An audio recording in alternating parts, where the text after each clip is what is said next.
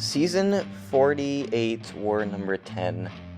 Just 3 more left, including this one, and I'm going to be starting on Path 4, and we're going to be taking the CGR with Clairvoyance. I've done this fight once before, and while it is a scary one, Claire, if you know what you're doing, does kind of shut down all the big problems here.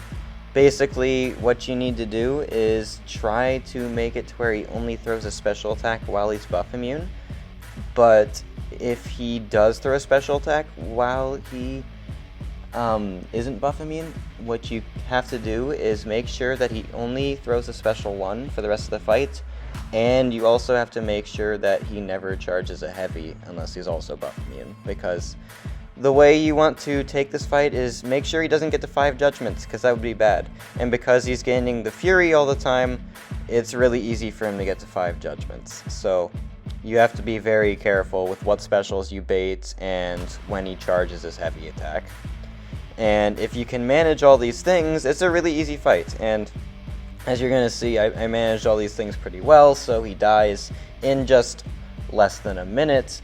And we didn't take any damnation damage because I avoided all the ways I could have gotten damnation. So next up, we have Mr. Negative on Node 13, and this is a pretty easy fight, and it's easy enough to where I'm just using Dani here, and I didn't need an optimal counter on my team, so that's why I have Arcus on the team. He's a synergy for Claire. The synergy lets my specials cost 15% less power, so it's really nice, but so yeah, this fight was easy enough to where I could just use Dani here. Basically, the goal is to never let him get any dark energy, and that also means never letting him get any light energy, basically. So we're just not going to do that. I'm going to manage keeping weaknesses off myself if I can help it, and then just get to SP2 with my 5 Neural Arrows and 5 Prowess, and trigger my Falter, and he basically dies. If he's not dead yet, then we'll finish him off pretty fast. It's just a little bit of, you know, the weakness and stuff like that that's making this a little bit slow, but also I don't really have any weakness at this point, so it doesn't matter. We throw the SP2, it does a lot of damage, and then we finish him off with the combo right after.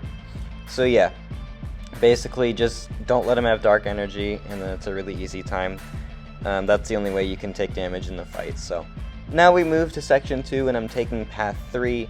I don't really think I've taken Path 3 before, or at least not in a very long time, but for this stuff, it was pretty easy. I just talked to my officers about how to take these 2 fights. They don't go extremely fast, but also I talked with how I'm supposed to take these fights, so I know exactly what I need to do. The only mistake I'm going to make there is, eat a combo for 1, but I learned at this point that if I'm going to block OS's SP1, which I kind of want to do for willpower healing, if I do that, I shouldn't try to counter it because I'm not going to have enough time, and as you saw there, it just kind of messed me up. So now I know to not do that, but at this point, I just need to get to my SP2, get my buff immunity active, and then I'm going to heal a lot back with Claire's Bleed Curse. I could have picked any of the curses for this fight because I didn't need one specifically, and Bleed just for the regen was the one I figured would be best, so we're baiting her SP1, she finally throws it, and I didn't go to block the last hit for willpower, but that's okay, because I don't really need willpower if I'm going to stay in the Bleed Curse the whole fight. Like, you saw how much healing that was and everything, so we just want to keep our buff immunity active, and then when it's not, we want to manage her armor ups as much as we can, so keep baiting her SP1s. I don't ever want to push her to SP2.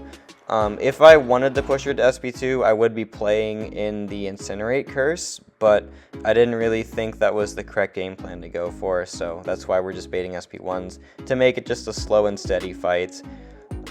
There's not really that much troublesome going on if you know how to fight OS, and luckily I knew how to do it well enough, so we're going to finish her off right here, and we do have to deal with the glancing a little bit, but then we get a crit on our medium, so that is the OS fight. And next up, I have Super Skrull.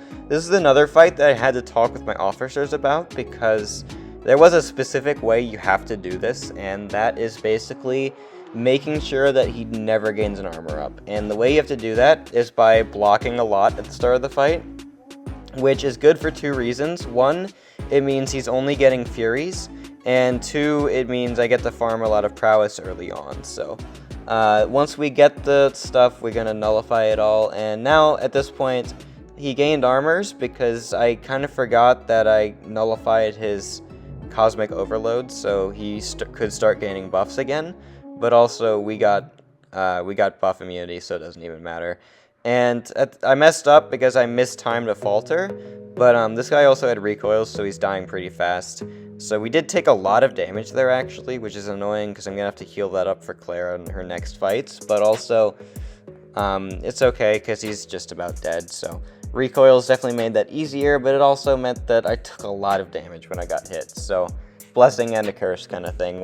With some fights, recoils is definitely a blessing and a curse, and that I think was one of them, just because of the fact I mistimed the falter. I took so much damage from it, so annoying, but you know, we still lived the fight. That's what matters. So next up we have node 37, Nick Fury, and this was one I was slightly nervous about just because it's a very big Nick Fury, and while Dani is very good for Nick, there's a lot of things I need to keep in mind. Not only the healing, I have to watch his tactical charges, I have to anti-bait SB1s a lot, and I need to, well, I should have anti-baited that SB1 a little bit better. I don't really know why I didn't, but so that messed me up. But now I need to gain some parries, try to keep his tactical charges down, because I need him to be under 5, or else I can't really falter him.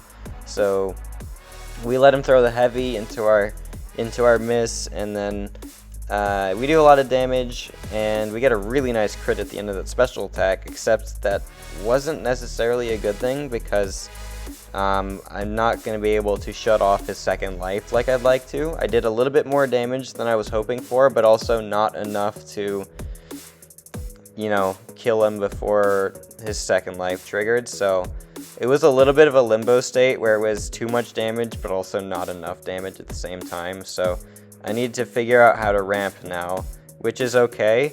We're going to go for 4 neural arrows there, place them so now we can't heal because skill champions do not heal while they have Neuroshocks active. And we're doing fine on tactic prowess, so there's nothing I need to worry about there. But I also need to start, you know, getting him to miss again so I can ramp up those neural arrows and get my Neuroshocks out of them.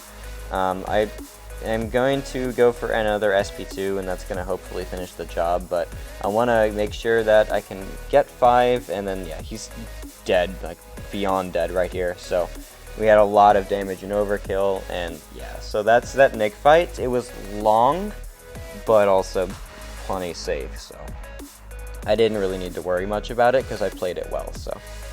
Alright, now we have node 42 Sersi. It's very weird not seeing a Gore here, but I got Claire assigned to me for this one because it's a really easy fight. Like, I don't know, man. I don't think Gore can go anywhere on the map except for node 42. Maybe you can make an argument for some hazard shift stuff, but also, most defenders in the tactic pool, you can just kind of destroy on 42 that aren't Gore. And even Gore, like, some champs just kind of annihilate him. So, Gore is definitely very hard to fight on this node.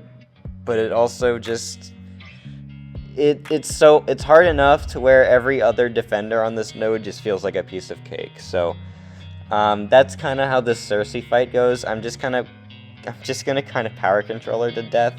I even gained too much power there and went for an SP3, but the SP3 at the same time is going to do a lot of damage, so that's cool. She goes from 69% all the way down to, I believe, 42? 44, I meant. So there we go. She's at 44% now, and I just need to get to another SP2. I also need to try to remove protection if I can.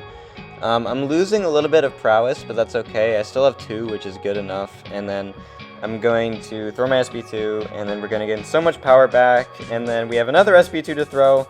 We throw that, and we get so much power back once again. And we're back to another SP2. We're going to throw it right there, and she's going to die even before protection comes back. So, yeah, that was really easy.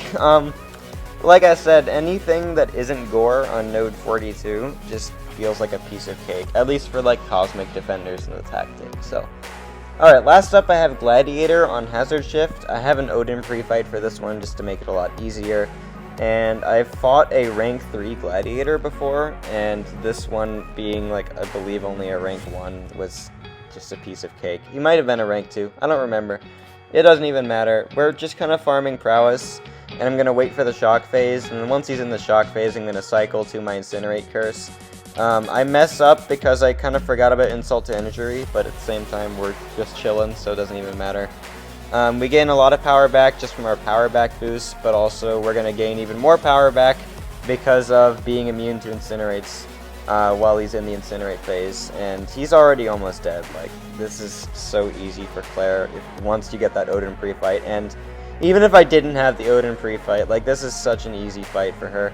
I even forgot that he cold snaps through the block, but they don't even do that much damage, so that's okay. And yeah, that is a big Claire war for me. I think that was 5 fights she took, and she proved her worth and why I rank 5'd her, because she is so good, this tactic, and just so good in general at controlling Cosmics. Just that buff immunity is one of the most powerful effects in the game, and that's why she can't be a 7-star, or at least for a very long time. It's just such a hard effect to balance, that buff immunity. So anyway, we won the war by a lot, and I think that's 5 wars in a row that we've won, and also 5 wars in a row that I've gone deathless for, which I believe is my personal record. I don't remember the last time I've gone 5 wars deathless in a row, so that feels really good. It might not be like the best streak out there, but it's really good for me, so I'll take it. And anyway, thank you so much for watching. We're so close to the end of the season, and I'm really excited to finish it off with the last 2 wars. And I will see y'all in the next video.